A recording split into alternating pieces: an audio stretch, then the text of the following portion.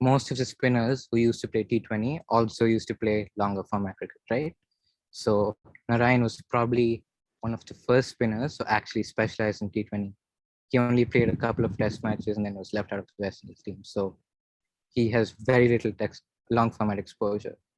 So what Narine essentially did was drag the ideal length in T20 back to the 5 to 6 meter mark. I think, Himan, if you put out a graph or something the other day that said in Test cricket, spin bowling is 4 to 5 length is the ideal length. Yeah. Right. 4 to 5. 4 to 5 is the ideal length. And you have to keep going there. But what Narine did was he pushed it back to that 5 to 6 meter mark. And what that does is it doesn't allow the batter to get onto the front foot, which is the typical slogging position.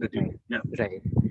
But it's also not as far behind for the batter to pick the ball and jump onto the back foot, right? So it's that in-between length that he settled upon. Right. But the other thing that is fascinating about Narine is he never, when he erred in his length from that 5 to 6 meter mark, he didn't err in the 4 to 5 meter mark. He erred in the 6 to 7 meter mark. So what? Right. Yeah. So again, it was because he wasn't allowing batters to get into that slogging position. He wasn't allowing them to be positive, use their feet as much, right? And by doing that, he was essentially one of the most economical bowlers in the world. The stats tell us that. And that in combination with the mystery, it just doesn't allow batsmen to have any freedom whatsoever. The second thing that Narine did was consistently bowl at that 93, 94 kilometers per hour mark, right?